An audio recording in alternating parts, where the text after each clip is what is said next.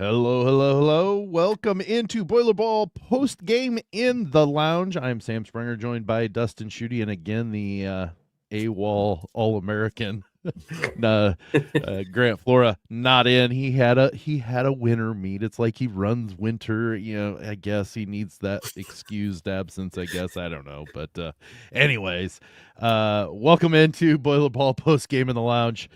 Dustin, the one thing I can say is. Is that just a sigh of relief? Yes, as the Boilermakers eke one out 69-64 in LA, the first game out west on their road trip. Dustin, what are your overall arching thoughts here? We're gonna have a lot to talk about this evening. My overarching thought is number one, first and foremost, was Jack Benner was tonight's MVP. I know Braden Smith took the game over, scored 22 points, made probably the biggest play of the game when he got that steal at the end and then turned that into a layup. Should have been an and one. But Jack Benner, in a stretch of 59 seconds in the second half, from 8:46 to 7:47, hit a game-tying three, found Trey Kaufman-Renn under the bucket for a game-tying assist, had a steal, and took a charge. I don't think he had a rebound in that span, but he didn't need one. No. He was all over the place, and not only was he good, he was good in all of his minutes tonight. But not only that, but when he came in early, when Purdue got down 22-8, he had – I don't think it was a simple offensive rebound, but it looked almost kind of elementary. He got an offensive rebound and a putback, and it made the score 22-10. That seemed to give Purdue a little bit of life and a little bit of juice. So even though that wasn't like the highlight of his night, it was still an important play when Purdue allowed, a 14-0, 16-0 run, something like that early in the game. So that was the first thing that I wanted to bring up is just like, Jack, you look at the stat, you would have thought the way he played tonight, Jack had like 18 points and 12 rebounds. Right. He finishes the game 5 points, 7 rebounds, 2 assists, a steal. I think he ended with 2 charges taken. I don't think there was a third. I know he had at least 2. Just a fantastic game, and Purdue doesn't win without him on the floor tonight. Well, and we've talked multiple times. I mean, they got down that 14 points because they were just not hitting shots. They had open shots. They were getting good looks. They just weren't hitting them. And we've talked time and time again, they haven't had a game yet where they've had to figure out how to win. And this felt like their game that it wasn't going the way that they had expected. They had to figure out a way to win. And granted, Braden Smith in the first half took over the ball game and absolutely just obliterated that lead that USC had and was able to get Purdue the lead at the half and everything.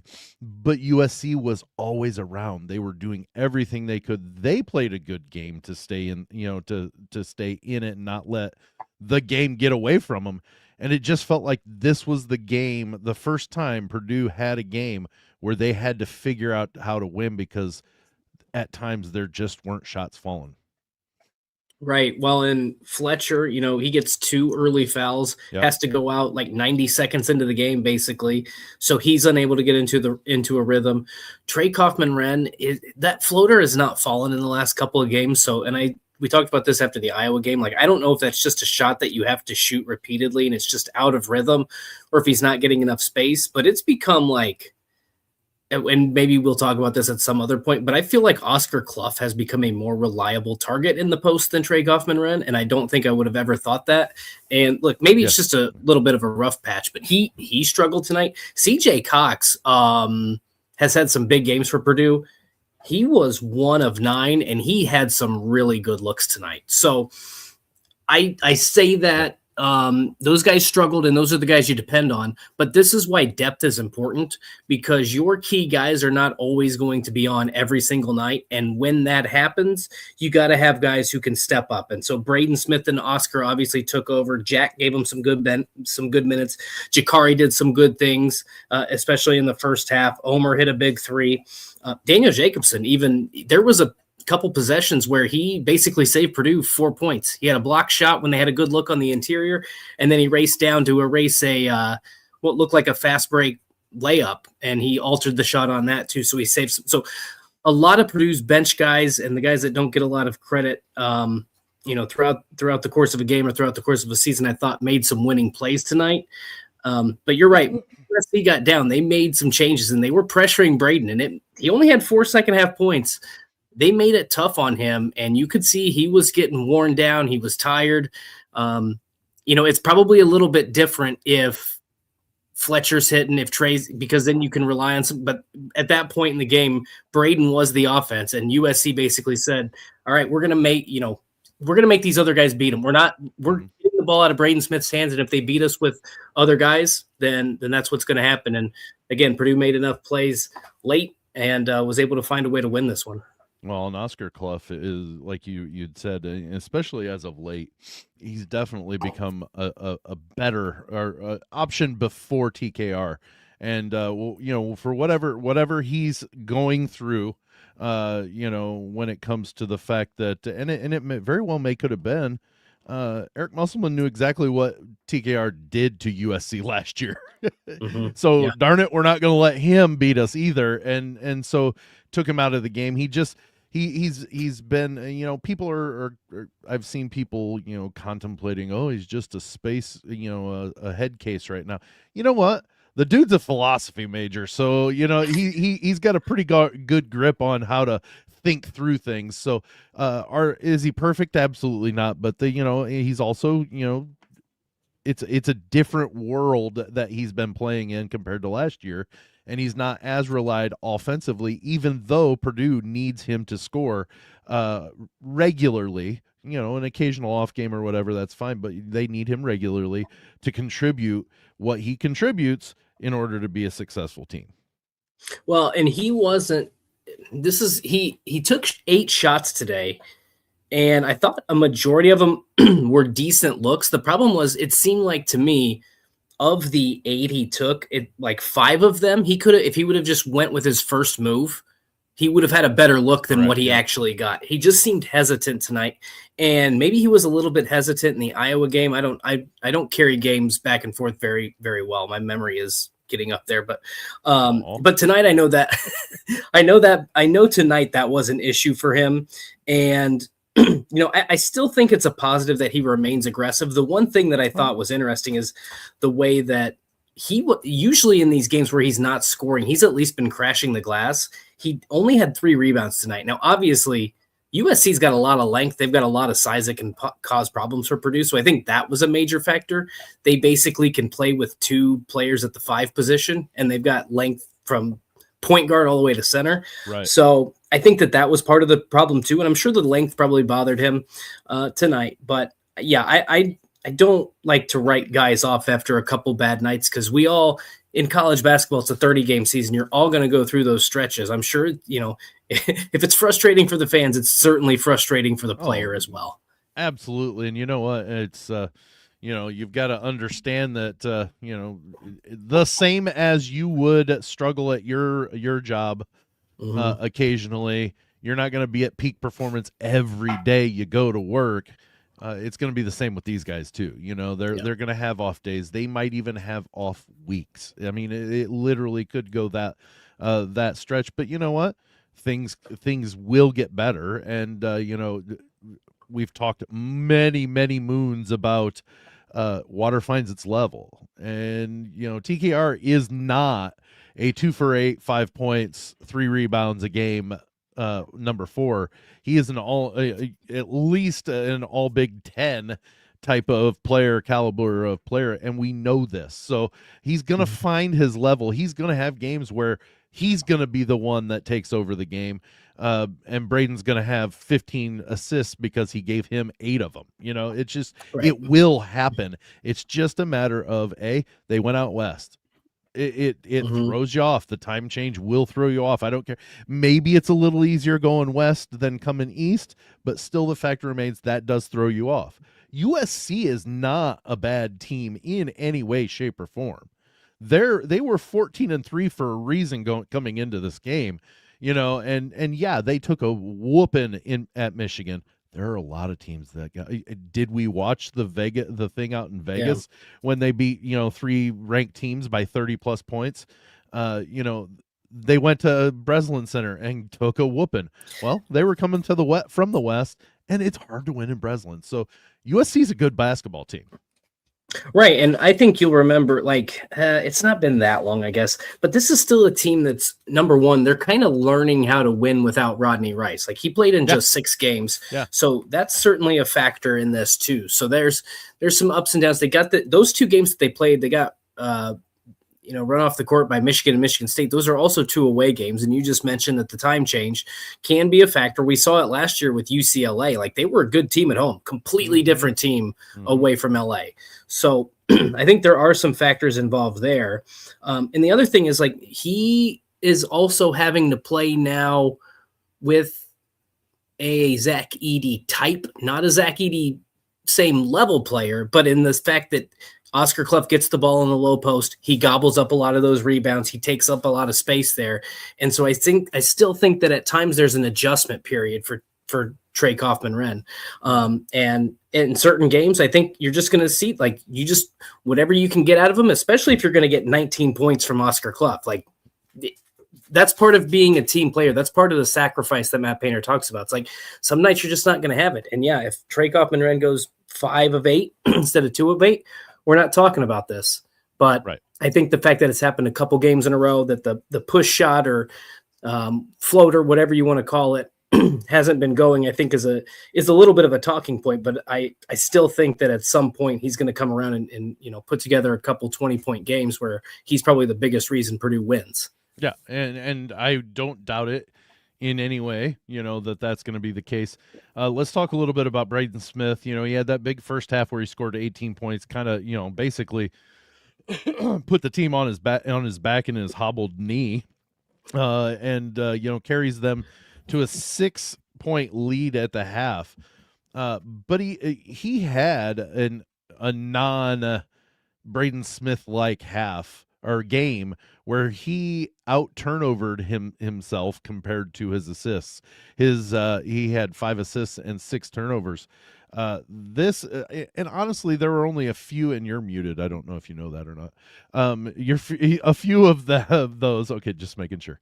A couple of them were his fault, but I think USC just had a really good game plan with him on the distribution portion of the game.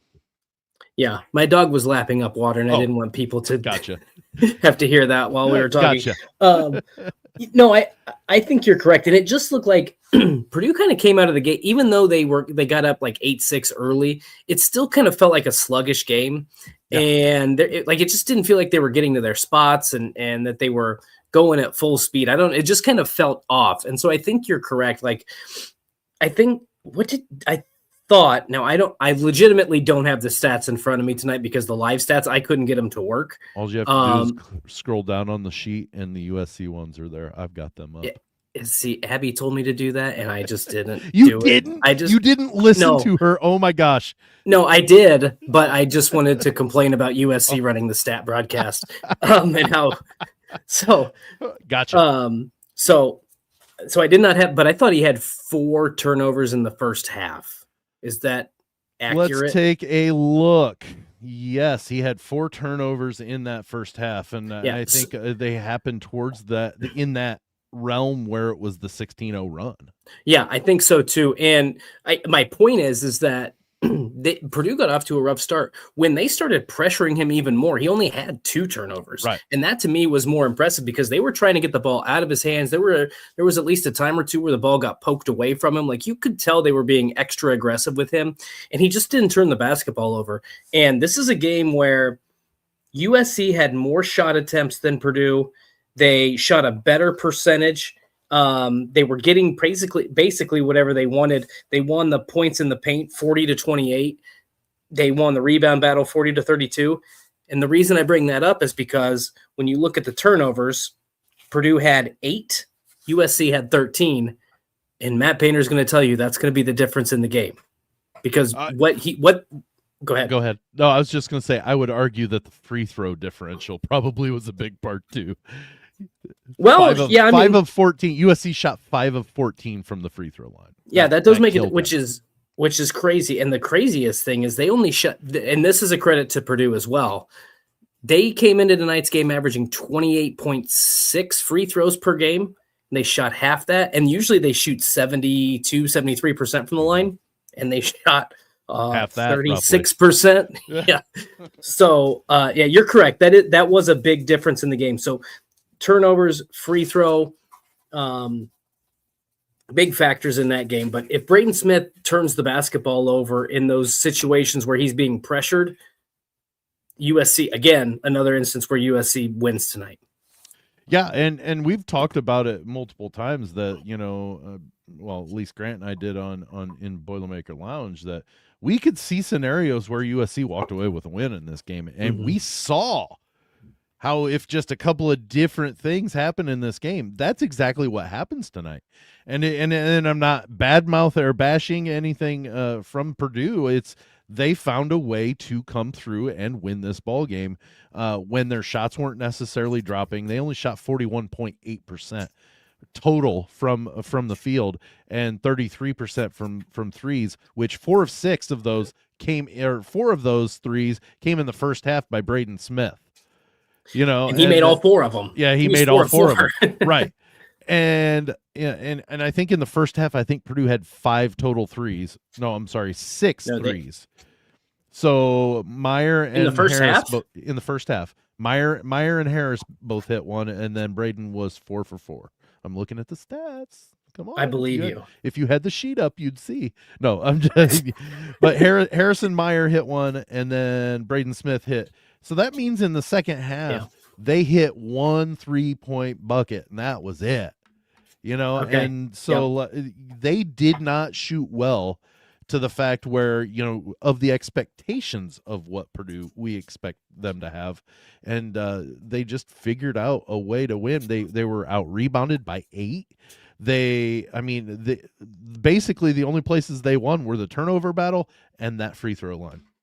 Yeah, and this Purdue's not a team that gets to the free throw line very frequently. Not this season anyway. Right. So that was huge for them to be able to capitalize on those opportunities going 16-22.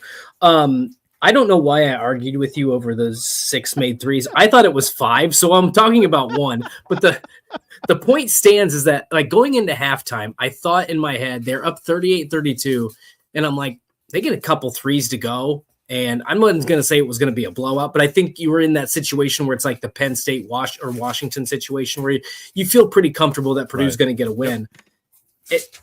If you would have told me they made 1 3 the rest of the game, I might have gone with they're probably going to lose because they just weren't getting the shots to fall. And again, I thought they were getting some pretty good looks from deep. Again, some of that has to do with I don't attribute Fletcher's poor performance tonight to anything other than he played 90 seconds, I don't know when he came back into the game, but rested for a long time, then picks up his 3rd foul. And he's like, he just could never get into a rhythm. And for a shooter who's used to playing like that really first 8-minute period, it's really difficult. So I don't know. This is one of the most, I don't know if it's one of the most bizarre wins, but I think if you look at this stat sheet, you'd probably think USC wins the ballgame. Yeah, well, I misspoke. There was another category that Purdue won, even though they were only 7 of 21, because USC shot 3 of 20. 3 of 20, yeah. So that helped a lot, too, that they couldn't hit the long shot either. But they were getting so many. The reasons why they were able to build the lead, and you even mentioned it on X, is they were 0 of 3. They had missed 3 shots in that first half, and all 3 of them were 3-pointers. But they were 8 of 8 inside the arc and had built a lead from getting into the paint and just being disruptive. And the defense just struggled against USC in the paint. Yeah, they gave up 40 points in the paint. Yeah, 40 of their 64. Right. That's so if you look at, like, that's typically a recipe for disaster for Purdue. And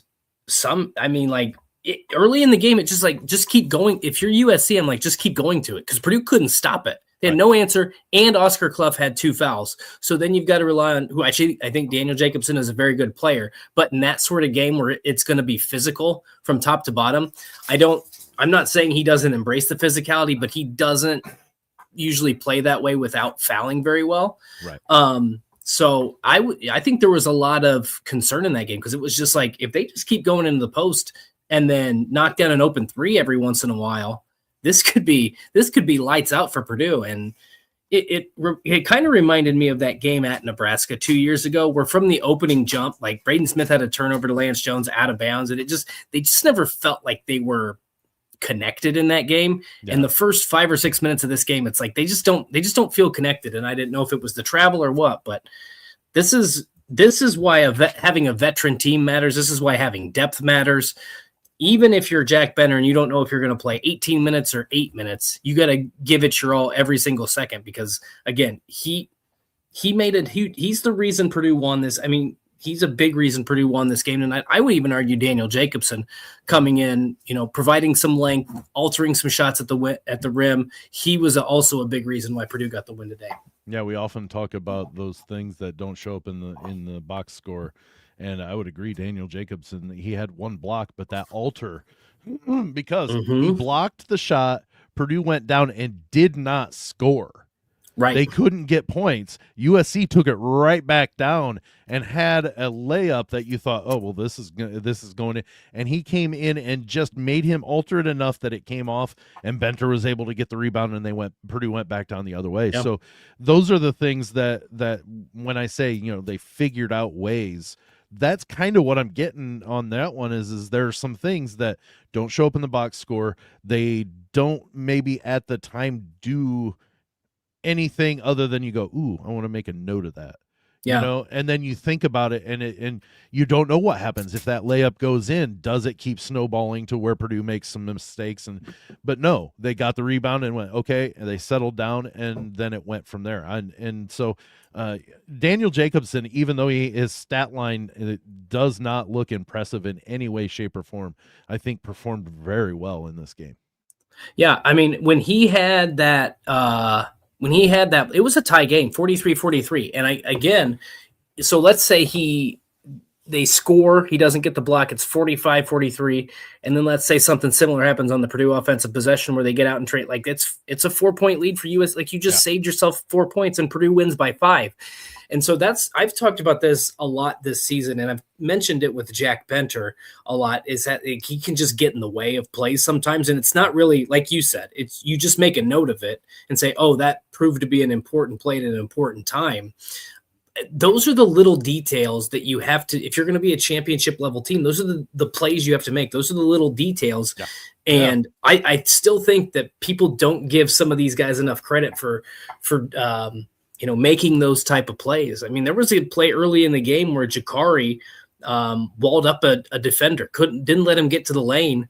And I don't remember if it resulted in a turnover or just a tough shot that they had to, that Purdue got the rebound on. And then he comes down and hits a three. Like all those things, we remember the plays late in the game because it's the most recent, but there are plays early in this game that make a huge difference. And so, it wasn't, I don't know that Jakari had the same impact that he had in the Iowa game, but early in this game, he made some contributions that, again, even though they got down 14, helped Purdue stay at least within arms. I don't even know, like a stick's length. What would you say they were with it? Because they weren't close, but it didn't go off the rails. How about that? What I think the big thing is they didn't. The fact that they are a veteran team, they didn't let the fact that they were down by 14 points totally bury them. Last year at this point, they would have lost this game by 12, or worse.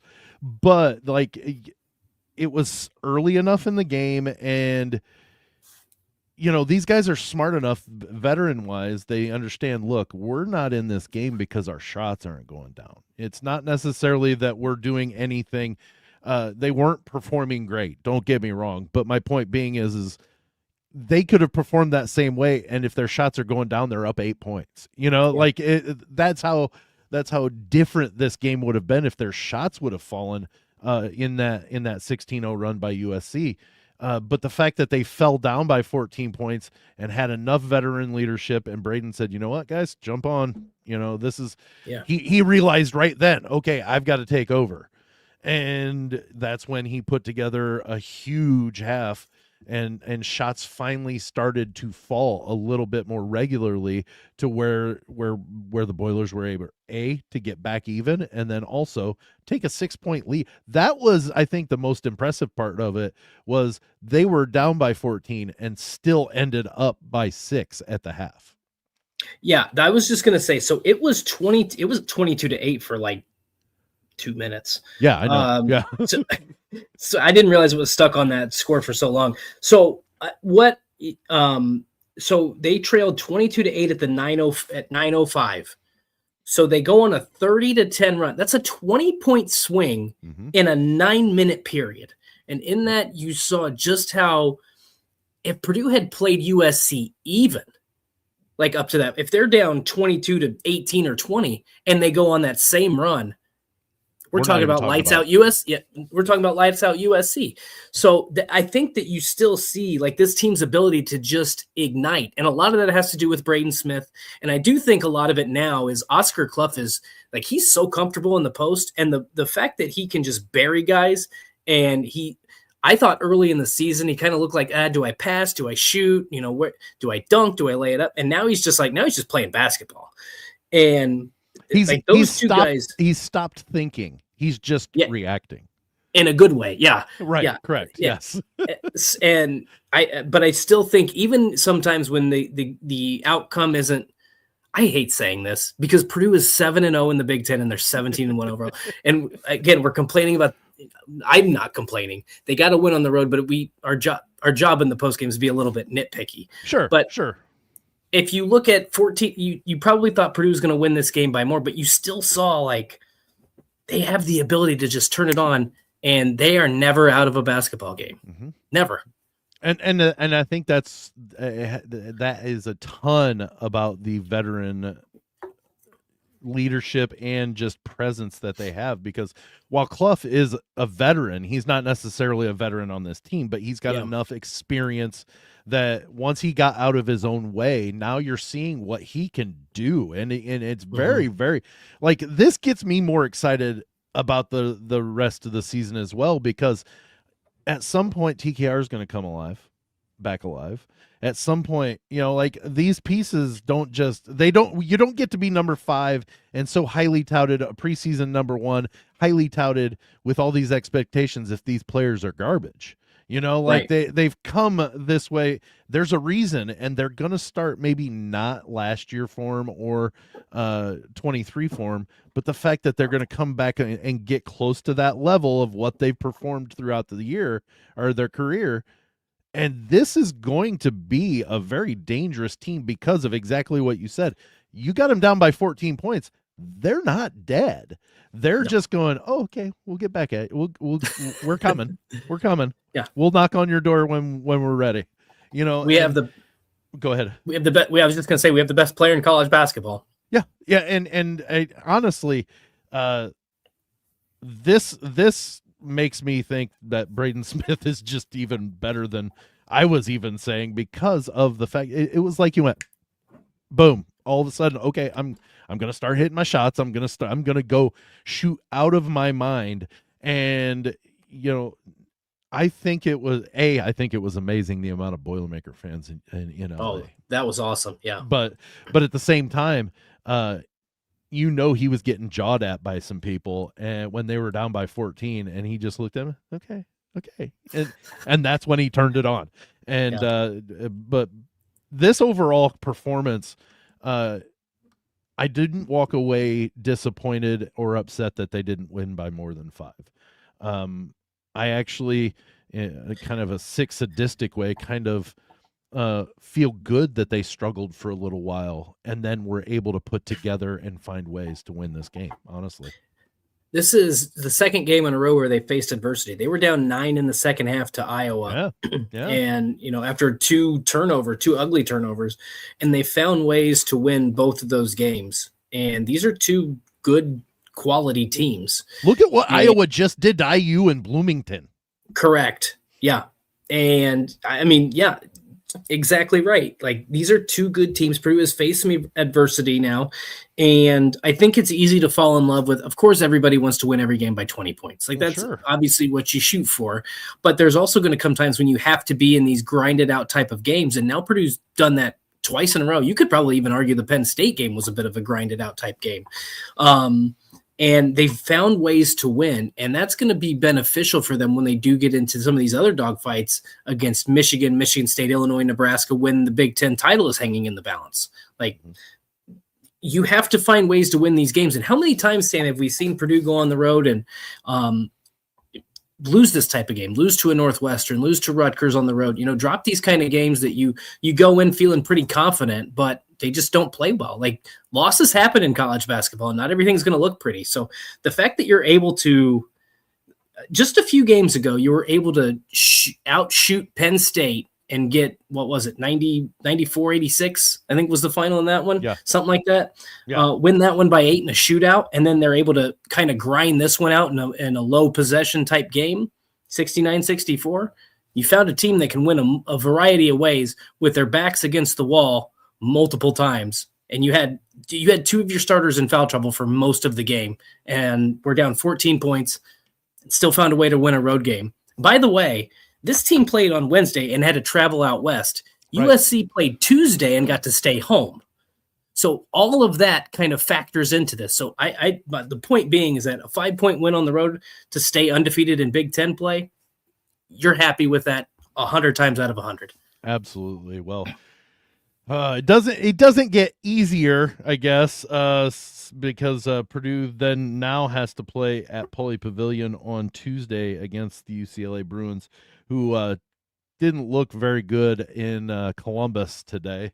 But they, like you mentioned, they are a better team when they get back at Pauley Pavilion. So I wholeheartedly expect a better game from UCLA, I guess, maybe. But I also the one thing that we've seen, at least in the fact of where struggling happens in the shooting, Purdue normally rebounds the next game and shoots at a better clip. So I would expect that the shooting totals will probably go up. Does that mean they're going to win by 20? No, that's not what I'm saying.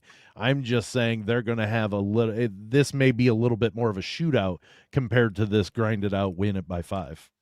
And here's the other thing that I didn't know this until today when I turned the game on. UCLA played at Ohio State today.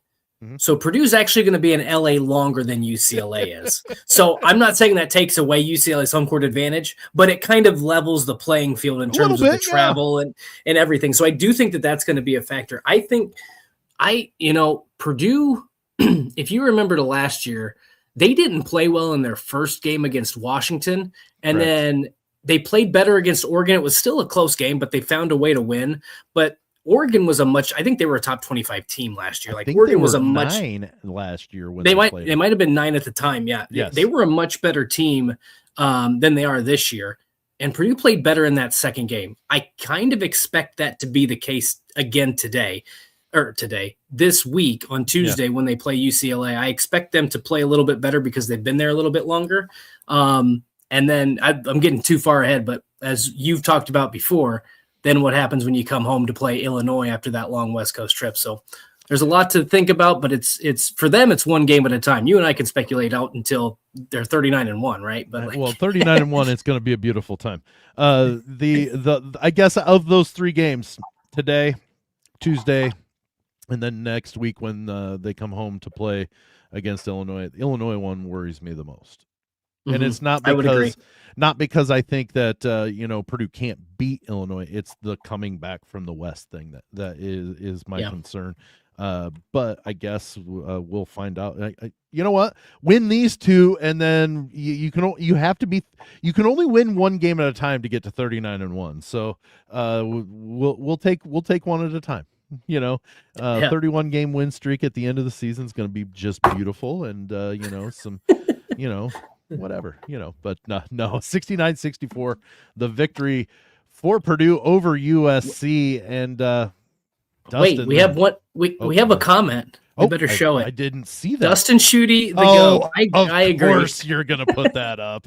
Of course. Thank you. I appreciate it. Yeah, well, I don't know how much you paid him to put that on there, but I guess it was money well spent. It's part of an NIL package we're putting together. Is that what it is? I got you. Yeah. Oh, well, Dustin, this was at the very least an interesting game to watch. It wasn't necessarily fun because there was a lot of, oh my gosh, just you can't do that, or multiple times I'm sitting there going, what? By the way, Oscar Cluff's fourth foul was a sham. Oh yeah, it was. It's a travesty, sham, and a mockery, a Travis sham mockery of a call. Yeah, and to get that call and then Braden Smith get whacked in the face on that layup and not get there's no call. Oof. Eric Musselman can be mad all he wants. We saw it in the Iowa game, like when they're halfway up the court and call a timeout. I understand that, but that was kind of payback, in my opinion, evening because those officials missed two big calls in that game. Well, and I'm wondering if halfway it was, we got to give Painter the timeout. We missed that. We missed Braden getting smacked in the face. Yeah, I think so. Yeah. And Musselman's, losing it. And you know what? He was still John. I'm like, man, these referees have to understand that he's going to be John at him because I'm sure he wasn't saying nice things and they easily could have had a short chain or a short leash and teed him up and just really ended the game. But yeah, well, Matt Painter, I don't know if you saw him mouth it, but he says, I'm not coming on the court to call timeout. Like he was yelling at the refs, like I can't come onto the court and call a timeout, but I can sit there and yell, so I think that's probably why the refs gave it to him, even though they'd passed it in quickly or whatever. But oh well. It's still a win. Life 39-1 doesn't come easily. So, there's some adversity. But thanks so much for joining us on this edition of Boilerball Postgame in the Lounge. Boilermakers 17-1, 7-0 in the Big Ten. Man, for Dustin Schutte, I'm Sam Sprunger. We'll see you later.